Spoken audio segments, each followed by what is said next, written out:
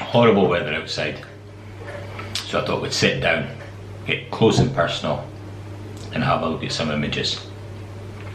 Tip number one, and probably one of the most important, you need to know the rules of composition. I hear so many times people saying rules are there to be broken. It's too easy to say, I don't follow the rules, I'm breaking the rules. Rules have to be broken for a reason. You have to understand the rules to be able to break them. I thought we'd look at one of my images that I really do like, actually, where I have broken the rules, and we can discuss why. And that'll be number one. If we look at this image here, it's a really nice image. What I would say, the rules of composition say that this little marker at the end of the groin should break the horizon. What that would do is tie the top half of the image there to there and the bottom half of the image together. That groin should break the horizon. I have chosen not to do that, and every time I look at it, it does actually irk me a little, but it wasn't a mistake, it was a conscious decision. If I had placed it there, with this boat also on the horizon, we would have had this double distraction. This choice was the choice I made because I thought it would be more pleasing to the eye than having a double distraction, or a double focal point rather, on the horizon. Whether I'm right or wrong, who knows. But because I knew the rules, it allowed me to make informed decisions before I pushed the button. So that's just one example. Number two, stop uploading absolute rubbish to social media. I think it was Petapixel or one of the websites did a survey of the top photographers in the world, and they said on average, if they could get 7 good photos a year, 1 year, count them, 1 year, 7, they would be happy. If they got 10, they'd be absolutely smashing it. So how on earth, I keep seeing people uploading daily, is beyond me. It's impossible. All you're doing is diluting your good work. I totally get the pressures of social media. I totally get wanting those followers and the likes, and I find myself in that trap myself. But the problem is, if we upload too much rubbish, the problem is if we upload too many images that haven't quite hit the mark, you lose your best images within the monotony.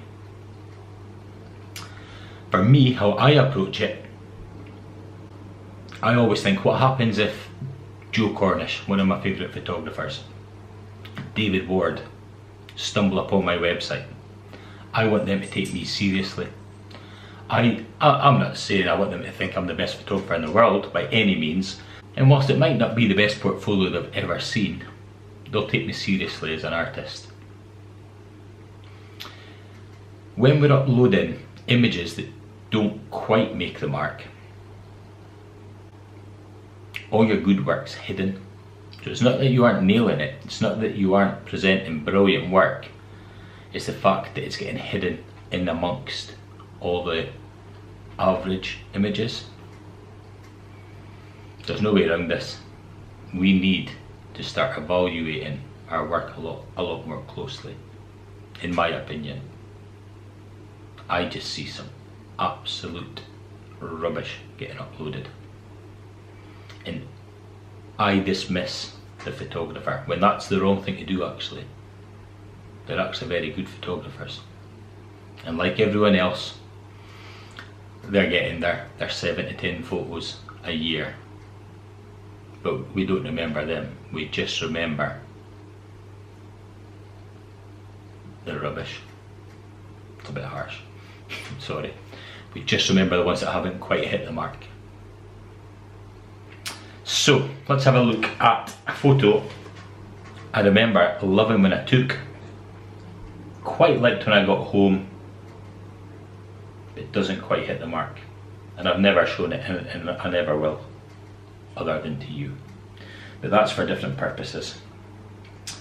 So if we look at this image, we'll go full screen. Nice image. We've got our focal point. We've got our foreground interest. We've got this rock leading us. We've got a bit of interest in the sky. Makes for a nice image. Where it doesn't work, and why I'll never show it, it's because of the separation here. It's a very difficult thing to see when you're out on location.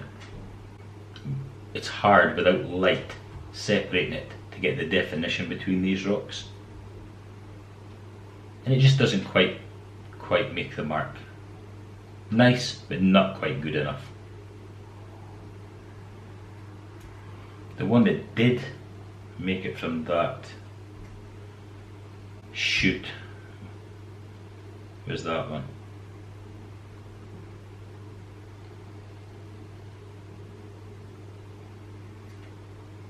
Number 3, and this is probably one of the most important ones.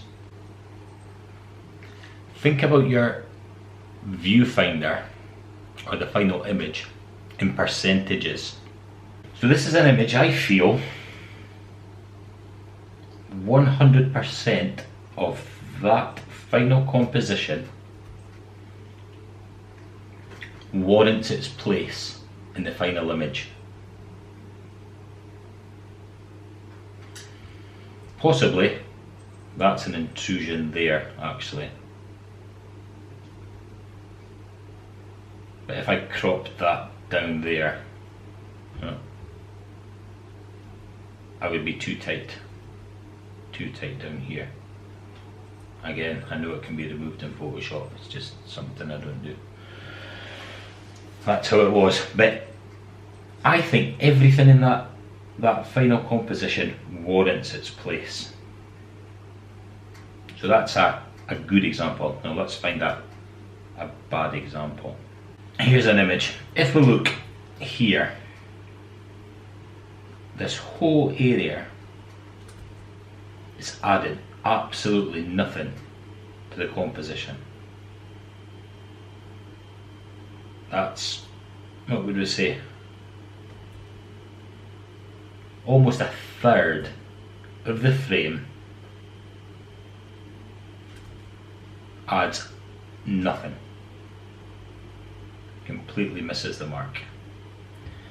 If we get the crop tool, take it out, about there. It's not a great photo in the first place, I'm quite aware, but nevertheless it will demonstrate the point.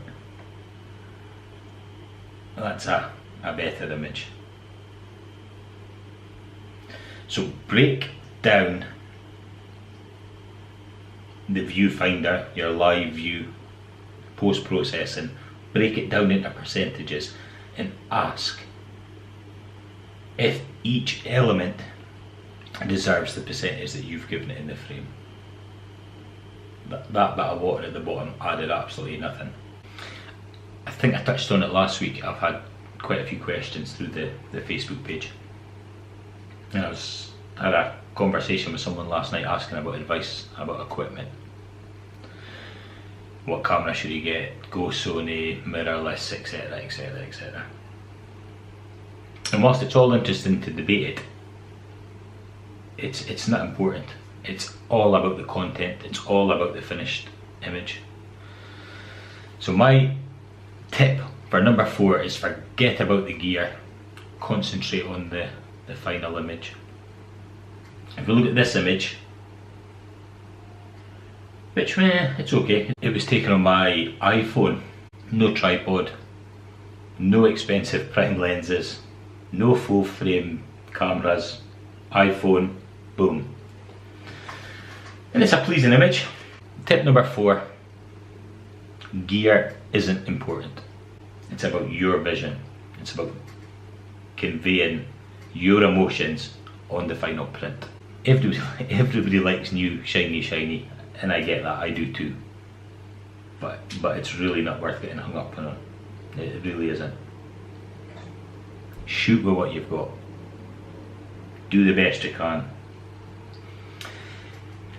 Anybody that's sitting looking at my prints with a loop in the edges and telling me that my 24mm lens is soft at the edges doesn't deserve to look at my images. Just enjoy the final image. Who cares if the edges are a little soft? It's really not what photography is about to me. Last one, number 5. Study other photographers' work, and even go as far to say copy other photographers' work. You will absolutely never do it. You can try, and it's fun trying because you'll learn the differences between what you come back with and what they came back with, possibly get a slight insight into their thinking in your own, and maybe learn and learn something. I think it's a useful technique to improve your photography. I once asked Joe Cornish about where this stone was. I'd seen one of his images, absolutely loved it.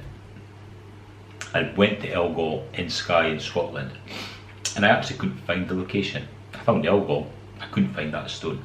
So I asked him, you know what, he was the nicest man in the world. Told me exactly where it was, to the point almost drew it on a back of a napkin for me. He couldn't care less about me going in and photographing it, because ultimately he did it, he found it. That location, that composition will always be known for his iconic image. So me coming along, you coming along and photographing it, doesn't matter a monkey's to him. It's his vision. I actually think I maybe like my image slightly better than his. But it's irrelevant. He found it. Joe Cornish's location. So there's absolutely no harm in going back and trying to copy someone, or trying to replicate what they did, because you will never do it, and you will learn a lot from it. Ask any photographer about locations and they will share them with you. Most will anyway. I once judged a camera club competition, and there was this image of a golden eagle that came up, and he had some sort of food in his, I don't know, a little rabbit or something in its little claw thing. And whilst I don't judge natural history type images, I couldn't deny that it was just the most gorgeous image. So at the end, when it's all over and you're having a cup of tea and all the participants of the camera club are coming up and talking to you, I said to this guy, whereabout did you make the image of the golden eagle? It was absolutely fantastic. And he says, I can't remember. No, honestly, if you'd seen this print, this was a once in a lifetime type image, and no, I can't remember. So, okay, not everybody will share their locations with you, but most will.